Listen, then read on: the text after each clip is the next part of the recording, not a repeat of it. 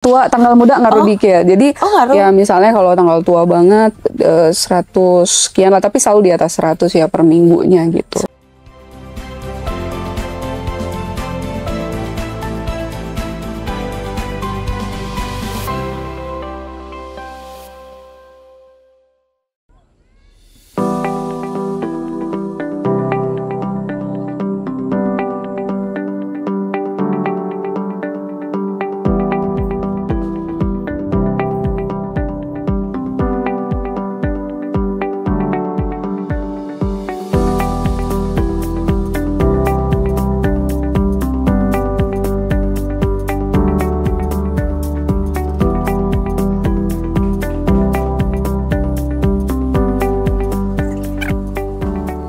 Hai Sahabat Trubus, saya sekarang ada di Ciapus, Bogor, Jawa Barat. Saya mau ngajak Sahabat Trubus untuk bertemu dengan Ibu Sisda Damanik, pemilik dari Nursery Jumarimbun. Di sini Bu Sisda membudidayakan beberapa tanaman hias, tapi yang paling utama atau jadi produk unggulan adalah Anthurium clarinervium atau yang disebut dengan kuping gajah.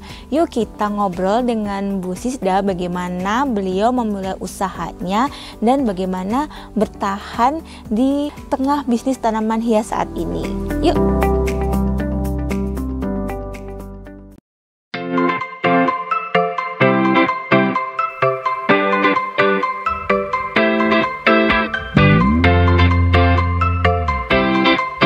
Nah, Sahabat Trubus, aku sekarang sudah bersama dengan Bu Sisda Damanik, pemilik dari Jumarimbun ini. Kita sapa dulu ya. Halo Bu Sisda, apa kabar? Baik Mbak Andari, apa kabar juga? Baik. Udah lama nggak ketemu. Iya ya. Senang sekali nih Bu Sisda, kami dan Sahabat Trubus boleh main ke kebunnya Bu Sisda nih, Jumarimbun. Boleh ceritain dulu dong Bu, awal mula usaha nih seperti apa nih? Kenapa memilih usaha tanaman hias? Awalnya secara tidak sengaja sebenarnya aku terjun ke dunia tanaman hias karena tinggal kan sebenarnya di kota ya, di Tangsel, aku anak Tangsel, Bintaro. Ya. Jadi awalnya tuh nggak ada suka tanaman hias sama sekali, cuman secara kebetulan pas COVID aku tuh termasuk gelombang yang mengalami ketakutan luar biasa. Zaman itu kan ada tuh bagian-bagian yang memang cuek, ada yang takut sekali gitu. Nah, aku termasuk yang sangat takut, keluar rumah takut, bahkan keluar pagar nggak berani gitu. Istilahnya beli bawang merah aja lewat aplikasi online waktu itu. Jadi itulah, jadi lama-lama kan kelihatannya kayak nih kalau dibiarin keterusan bisa bermasalah ke mental health ya. Jadi nggak sengaja itu tante kirimin tanaman ke rumah, terus aku tanam, beberapa hari tumbuh tunas baru, terus di situ kayak berasa, masih ada harapan hidup. Berarti kehidupan masih berjalan gitu kan, karena kan keluar rumah tuh takut sekali gitu, ada pucuk satu, nah disitulah kayak oh iya saya harus. Jadi tambah lagi tuh tanaman-tanaman, jadi di rumah dulu sampai akhirnya penuh, lebih tenang, udah nggak terlalu kepikiran. Terus lama-lama karena penuh, pas banget aku ada Instagram, nggak sengaja tuh posting. Terus ada yang mau gitu, ada yang beli tanamannya gitu. Jadi oh boleh juga nih, akhirnya dikembangbiakan lah, mulai propagasi, 1 jadi 2 jadi banyak. Terus nggak sengaja pusat tanaman hias kan yang terdekat dari Tangerang salah satunya nih Ciapus. Bogor. Jadi aku main ke sini, awalnya belanja, baru dijual di Instagram di rumah. Terus habis itu terus-terusan begitu, lama-lama pas banget ada lahan IPB kita bisa gunakan. Nah, stay lah di sini keterusan gitu, udah 4 tahun. Jadi awalnya itu adalah kalau boleh dibilang proses penyembuhan ya. Iya, self healing. Takut banget gitu waktu itu ya dengan COVID ya. Iya.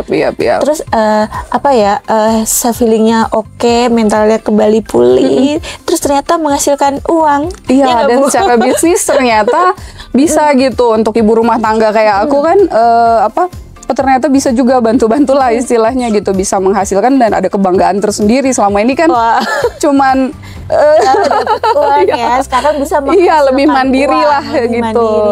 Nah, Ibu kan boleh dibilang itu belajar tanaman hias kan otodidak ya Bu ya? Iya, betul. Kan dapat tanaman dari tante, kemudian diperbanyak sendiri, kemudian akhirnya istilahnya boleh dibilang nekat gak sih Bu untuk membuka usaha tanaman hias dari seorang ibu rumah tangga? Iya. Bisa dibilang kayak gitu sih, karena dari sisi jarak juga antara Bintaro ke Ciapus itu 1,5 jam. Iya. Untungnya ada tol baru sekarang tuh. Dan di sini semua 90% laki-laki. Iya. Laki-laki di sini semua hampir tuh nggak ada perempuannya sama sekali. Iya, terus gimana ibu yang awal ibu rumah tangga nih, kebanyakan istilahnya berarti kan mayoritas kegiatan kan di rumah, terus akhirnya terjun ke kebun. Iya. Apa yang membuat ibu sedikit nekat gitu? Karena itu tadi sih, awalnya karena udah suka dan terus punya efek baik terhadap diri sendiri. Aku juga pengen orang ngerasain yang aku rasain. Zaman itu kan, oh iya berarti tanaman tuh bisa bikin happy. Iya, happy luar dalam ya Bu? Iya benar, happy.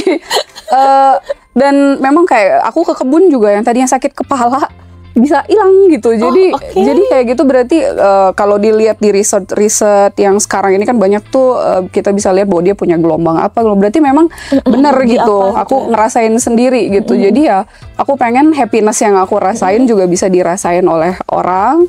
Makanya salah satunya dengan jualan tanaman hias ini gitu, terutama Anthurium clarinervium. Nah, dulu sebelum ke Anthurium clarinervium, jadi Anthurium clarinervium ini adalah produk utama dari Jumarimbun ya? Produk utama 70%. 70% dari produksi dari Jumarimbun. Tapi sebelum itu aku mau nanya Bu, kan memutuskan untuk berkebun di sini ya, di daerah mana? Ciapus ya Bu ya? Ciapus. Nah, aku boleh diceritain dong Bu, awalnya ini dulu lahan apa, terus kemudian Ibu membangun sendiri atau gimana Bu?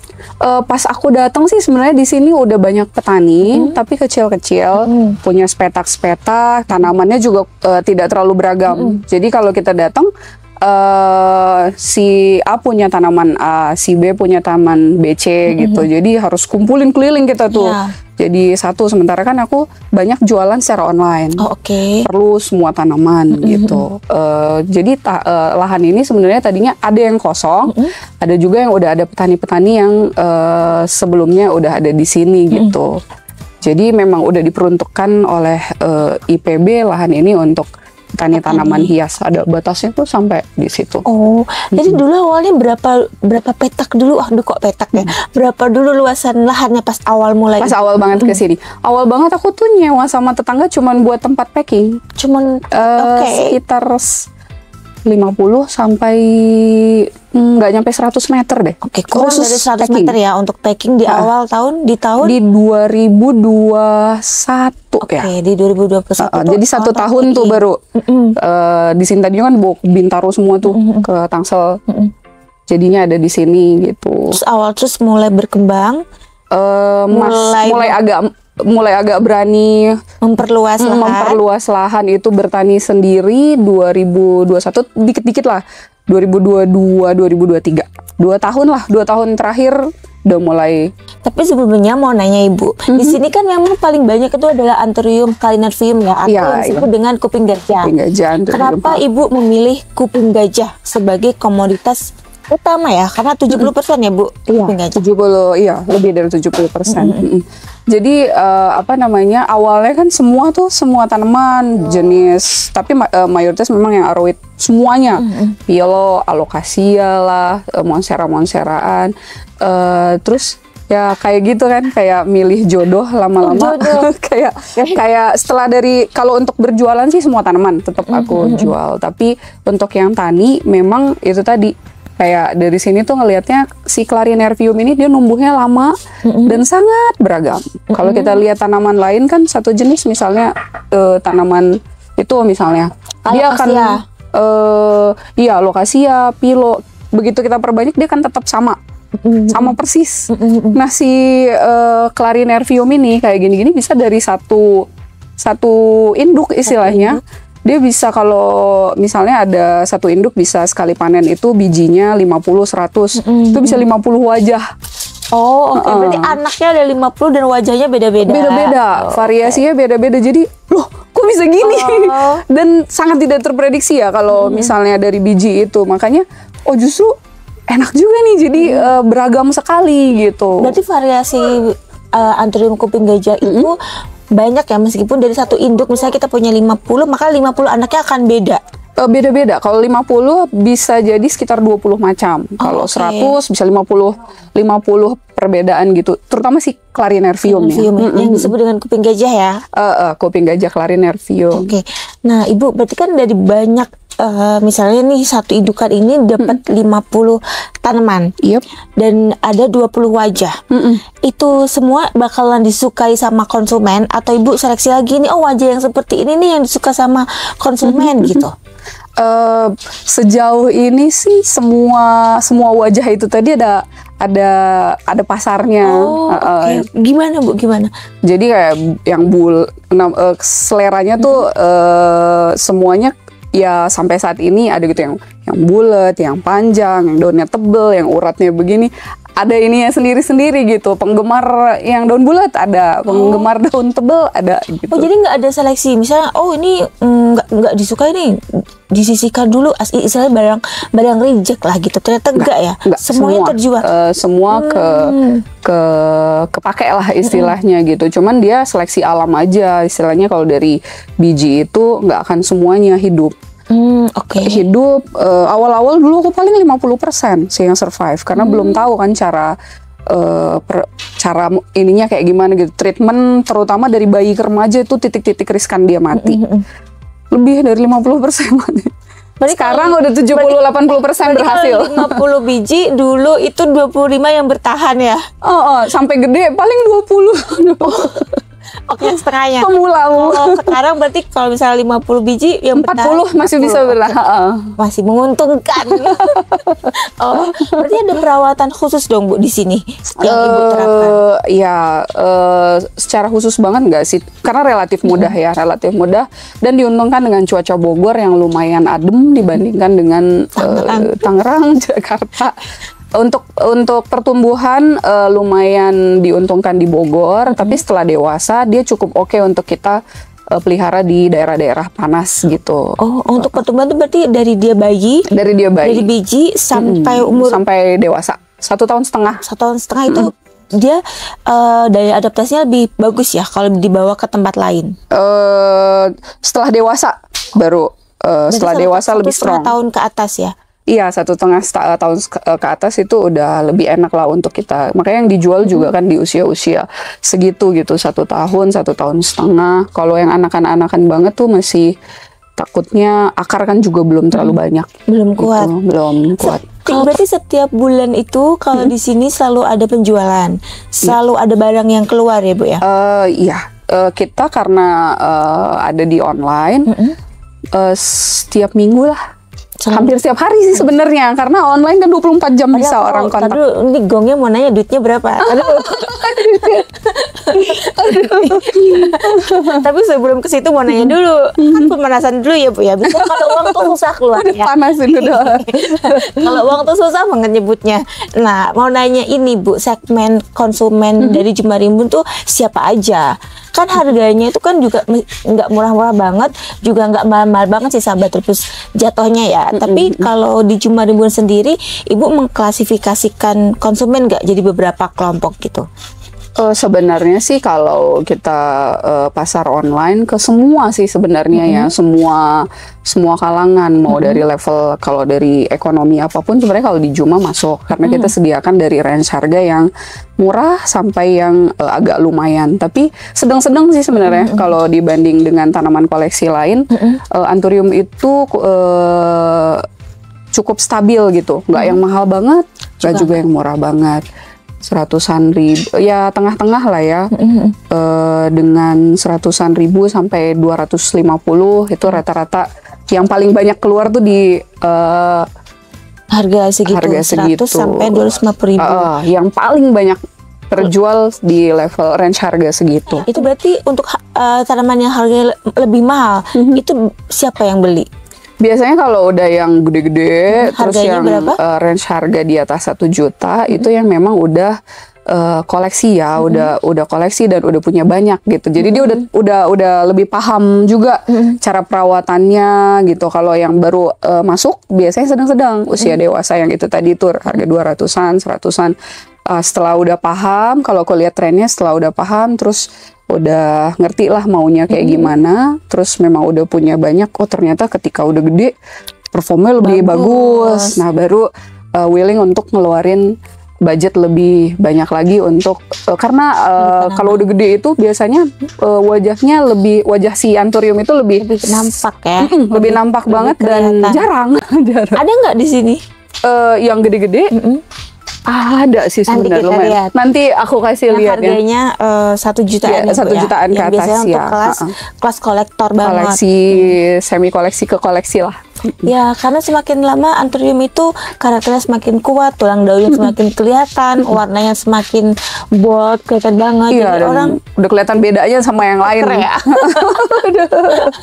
Ibu tadi kan penjualannya berarti setiap hari selalu ada. Hampir setiap hari. Setiap minggu juga ada. Oh, setiap hari ada, berarti setiap minggu ada. Setiap bulan pasti ada. Berapa sih Bu pendapatannya? Hitungan pot aja ya, pot. Iya, hitungan pot potnya aja. ya. Kalau pot sebenarnya Juma itu sedang-sedang lah ya, nggak tinggi banget, nggak ini banget. Sekitar normal itu rata gitu 150 pot lah seminggu. 150 satu minggu. Seminggu. Jadi kali 4 minggu. Sekitar itu. Jadi agak naik turun sedikit segitu. Berarti Tanggal tua, tanggal muda ngaruh dikit ya. Jadi ngaruh. ya misalnya kalau tanggal tua banget 100 sekian lah, tapi selalu di atas 100 ya per minggunya gitu. 150 pot per minggu. Rata-rata kalau di rata-rata. Oh, nanti berarti tinggal dikalikan ya Bu ya. 150 dikali 200.000. Dikali 250.000. Begitulah kira-kira. Ibu kalau dulu berarti kan dulu membuka pasarnya tuh dengan upload di Instagram ya. Yep. Nah, lihat yang ijo-ijo gitu. Nah, ada nggak sih tips buat sahabat Trubus mungkin yang sesama ibu rumah tangga atau orang yang pengen mulai usaha di tanaman hias, gimana sih cara buka pasarnya? Terus gimana sih cara mempertahankan bisnis? Ibu kan berarti udah jalan 4 tahun ya, Bu? 4 tahun. Nah, ya, gimana 4 tuh? tahun. Kalau awalnya sih kayaknya harus suka dulu sama tanamannya. Nah, itu kayak yang susah itu sih, Bu.